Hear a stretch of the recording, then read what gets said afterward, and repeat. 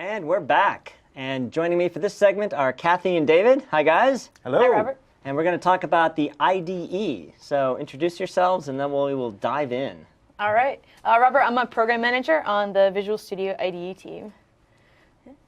I, too, am a program manager in the Visual Studio Application Lifecycle Tools teams, where we work on things that are in those application lifecycle style problems that are a little bit above the surface of your code. Okay, cool. So feel free to send your questions in, and while we wait for those to come rushing in, let's kind of review some of the highlights about what's new in the IDE. Let's start with signing in. What's that all about? She's got some cool stuff here. Yeah, so one of the great things about signing in is that we'll take care of your product registration right from within the sign-in experience. And then if you've previously signed in on another machine, we'll go and pull down those settings that you made. Maybe you changed your fonts and colors. Maybe you're using the dark theme. Well, I hope you're using it. I'm using the dark theme. But we'll go and pull down some of those customizations that you've made as well. And it just sort of lights up for you. So now as I go move between machines, maybe I'm at home and then I go back to work and I made some changes at home, you'll see those changes applied immediately when you launch the IDE. Okay, so what other things are roamed?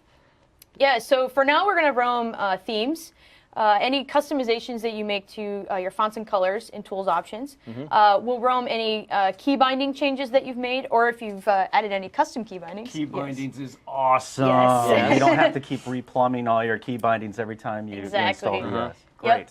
So, and then a bunch of the editor settings as well. So whether or not pinned documents are on a separate row, things like that.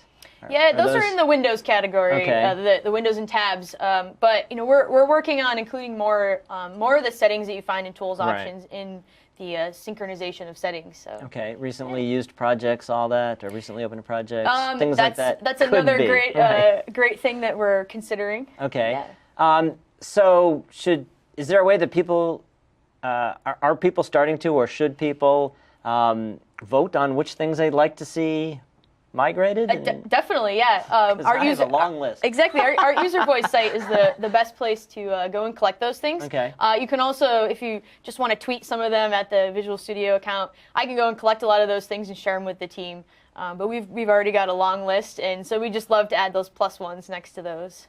Okay. And when you sign in, that's also your Visual Studio Online account and other accounts that you would have as well. You're now signed in pretty much everywhere. You're just signed into the IDE right now. Okay. The client itself.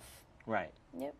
Okay. Yeah. So what else should people be looking out for in terms of new features? Yeah. Smaller, simpler. Remember we were talking about that. That's right. Yes. So we took a hard look at some of the other areas where we could reduce some of the clutter in the IDE. So one of the big areas was Solution Explorer, that right-clicking and that huge context menu of items in there. So we took a hard look at some of the items that didn't really need to be in there, and then we went and grouped some of the items into some categories. So we've done a little cleanup effort across the IDE in terms of some of our menuing as well, and we're going to continue to do that in coming releases too. Okay, so I think features like Code Lens and Code Peek and et cetera were mentioned in the keynote. Just give us a review of what those are. Sure. So Code Peek is a beautiful little feature. I just love that. I personally use it all the time. And it allows me to kind of look through my code, and where I might previously have said go to definition by hitting F12, Instead, what I can do is get a preview of that code that I would have otherwise opened in a new window, right? Covers up my code file. And now I can see it right in line in the editor. And it doesn't require me to change context. I can get the information I need and keep moving. Or, and here's the really slick thing, I can actually edit that code. Right. I can edit that code in that other file via this sort of port that I have into that file. And then I collapse it back up, and I'm back in my flow. I'm on my way. That's really cool. And a lot of what we did in the editor for this release was really focused on developer productivity. And you hear that term, right? What does that mean, developer productivity? Well, here's what it means. It means that we humans have about 7 working slots of memory, right? We got these registers that we can fill. And every time I hit F12, right, and I go to definition, I pull up another window, I pull up another tool window, a code file. I'm filling one of those registers. Right. So what we try and do is we try to put features right inside the IDE so that information is available to me at a glance if I want it, but it doesn't interfere with me if I don't want it. So right. a very core principle for us was don't be annoying. Right. Don't be annoying. That was the big thing we talked about for a while, is don't light up my IDE like Vegas, right? That's not what we're trying to do here. We wanted to make ambient information available to you if you would find it helpful contextually, and if not, it's very subtle. It just fades away. Right. I mean, that's a perfect review. So you're looking at some code and you see a method that's called, and it's nice with the code peek. You can just see what's there and see if you then want to change context and go to that. You certainly can, but you don't have to in order just to get a look at that code. Right. That's cool. And then Code Lens gives me insights about lots of other things that might be going on perhaps with my team or in code relationships. So for example, I can see references to a given method, to a given property, to a particular class rather. Right. I can also see changes. If I happen to be using Team Foundation Server as my backend, I can see what changes were made that affected a given method, property, or class. So it's at that method or property level, and that's really cool. That's a way of looking at code that maybe we're not used to. The references is one of my favorite features, because when it says 0 references, Exactly. that tells you right there this code is not called from anything. Yep. And so now you have immediately at the code level an indicator that you're not using this code, right? So I have to be careful with that one because, you know, you guys does that mean I have to be careful with it too when I start deleting things willy-nilly because they're not used? Well, you talked a little bit in the last session about dependency injection. That was a topic that came up. Well, think about how that might appear to your code. If I don't have a direct reference on something, if I'm an interface, might I be loaded via reflection or something like that? Okay. So you're right. You're absolutely right that I have a live in-memory code tree inside Visual Studio that we're using to sort of inspect your code. And if a reference is made there, we'll know it. But sometimes your references are made in a late-binding way, and you know you need to be aware of that. Excellent point. So it's an indicator that this Indeed. code may not be called, but you can't necessarily take it at face value. Well, in fact, we That's good to call know. those little tags that appear on top of your methods and classes and properties, we call those indicators. Indicators. And what we're trying to do there is borrow from fighter pilots, because that's awesome, right? Head-up displays. That was the whole idea there, is that we can bring that very tactical experience of getting great situational awareness that fighter pilots kind of get, right? And bring that into Visual Studio. So we've been talking a lot about that kind of vocabulary with the teams, and we totally dig it. Well, even if I'm misusing it at times, it's still one of my favorite features. All right, thanks. All right, good. We have a couple questions. Eldarian, I hope I pronounced that right. If not, sorry. What about making Code Lens recognize C# code inside MVC views? Absolutely. It's just a matter of time and money and time, really, because we're absolutely committed to bringing the Code Lens experience to other places in our development environment. And you know, I know that it's sort of a refrain to hear it's on the backlog, but it really is on the backlog. We really do care, and we want this as much as everybody else does, because we like using it too. Okay. Surab asks, any improvements or new features for WPF performance and memory profiling? Yeah.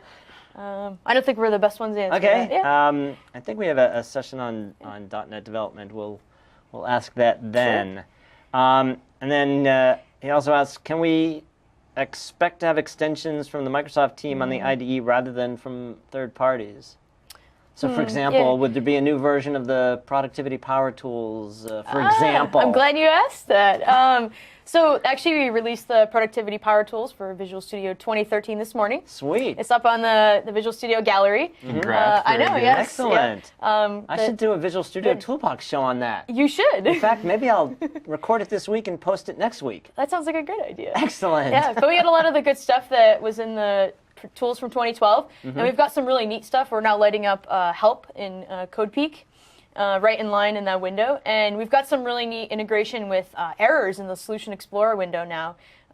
So you can kind of get like an overview of where your errors are without having to keep the error list window open, and then you can cool. filter through that too. So definitely everybody should go check it out. So Dan asks, what about extensions and updates? Will Visual Studio automatically download and install those and their settings, perhaps? Yes, it's a great question. We're definitely considering that for our synchronization settings.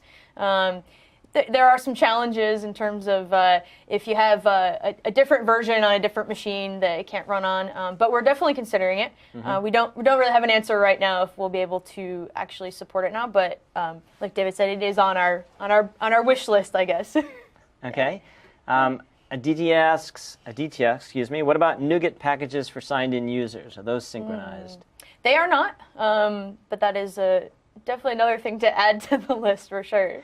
Okay. Are there enhancements to how you use NuGet packages and extensions? Are there new features in the product for how you work with those? I'm not a huge expert on NuGet, but I will tell you that I have loved using the ability to have NuGet dynamically pull those packages so that I don't have to check in the libraries that I'm taking a dependency on into my version control system. This is hugely important, particularly if I happen to use Git, because I don't want to be putting those types of artifacts into my Git repository. So I can config that up, and what that allows me to do is say, you know, all of my NuGet packages that I've brought in, instead of keeping those with my project when I check it in, I'm going to keep a config file that points at all of those things. So that the next person that pulls that project says build. When they do that, it goes out to NuGet will go out. It will pull those packages, the correct ones, off the public NuGet feed, or if you're a private internal feed, if that's how you do NuGet, and we're good to go. So I love that enhancement of NuGet. In 2012, you could.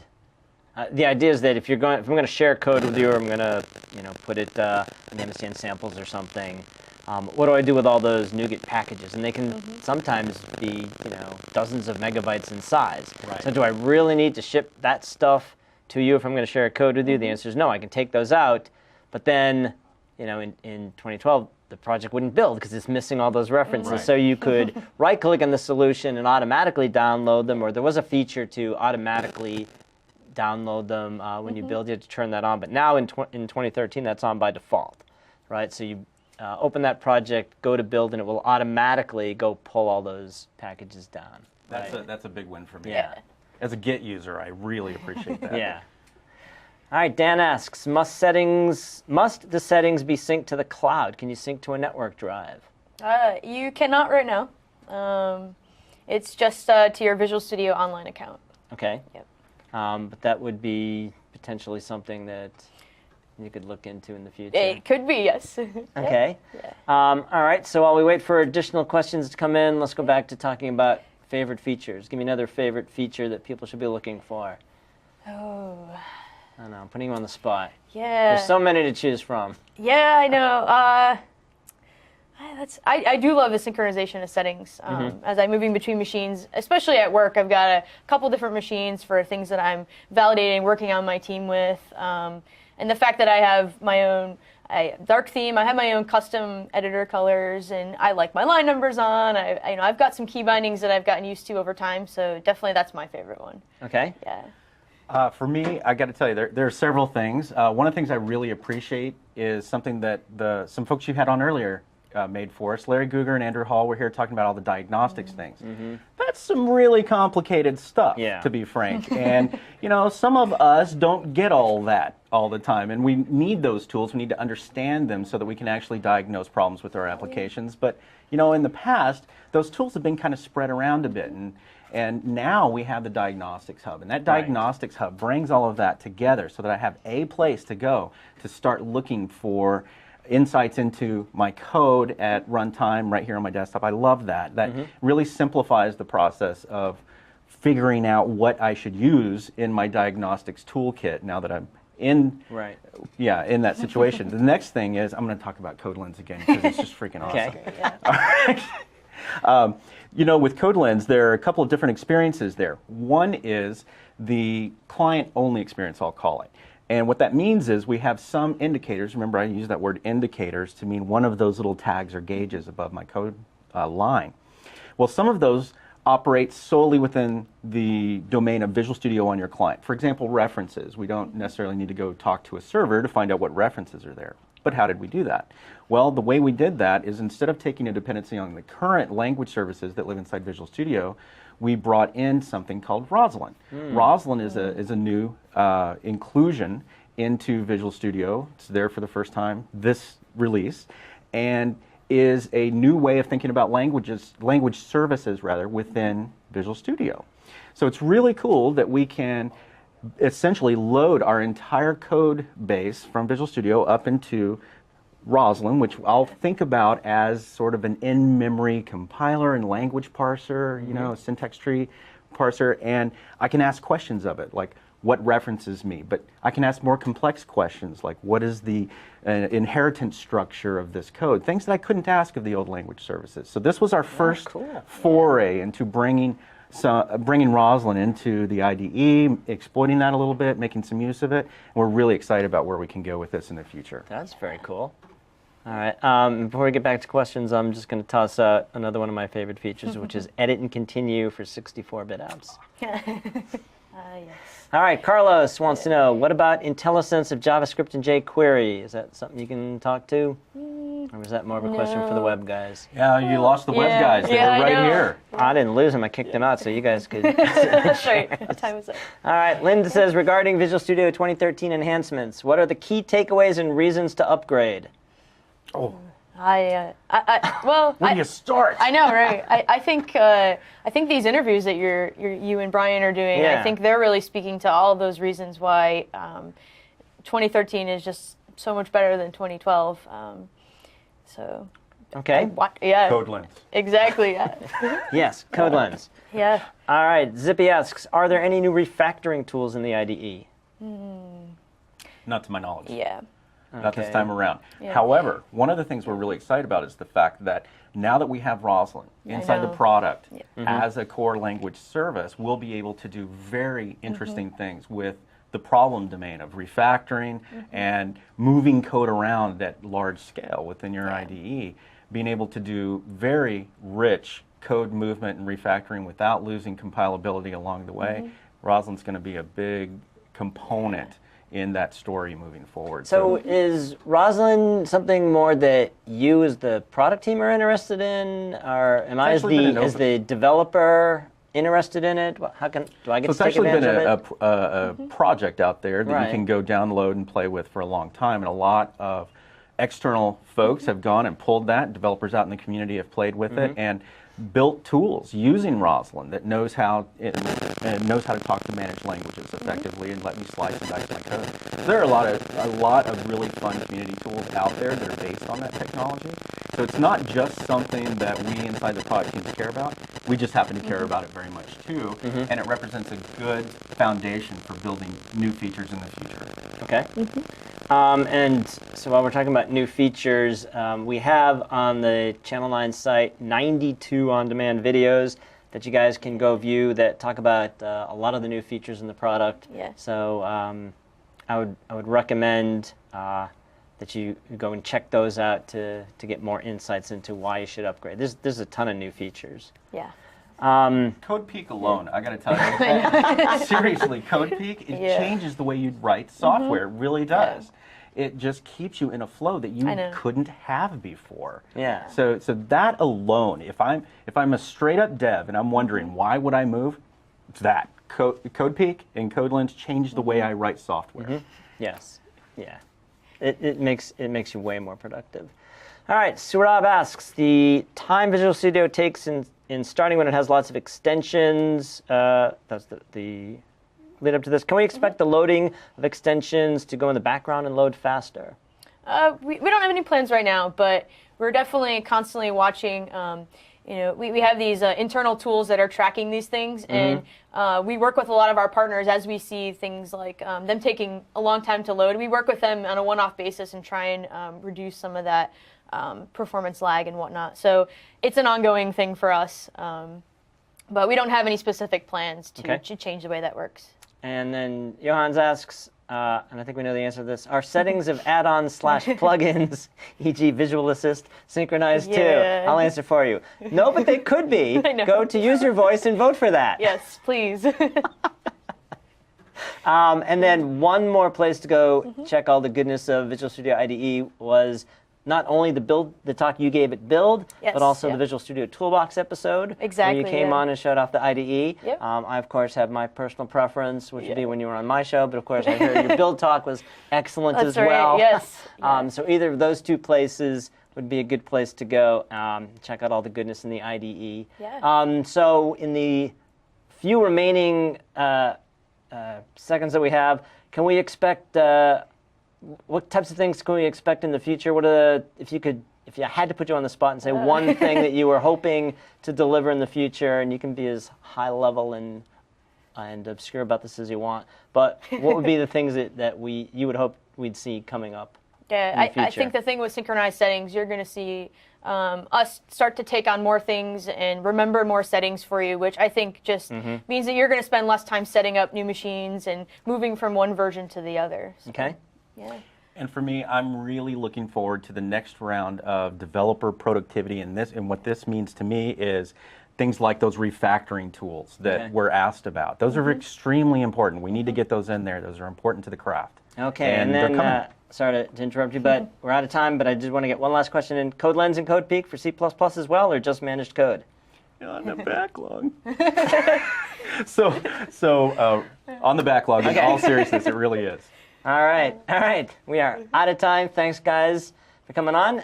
We'll take a short break, and then we will look at Agile planning in Team Foundation Server, and Brian will be back for that, and I'll see you later on in the day.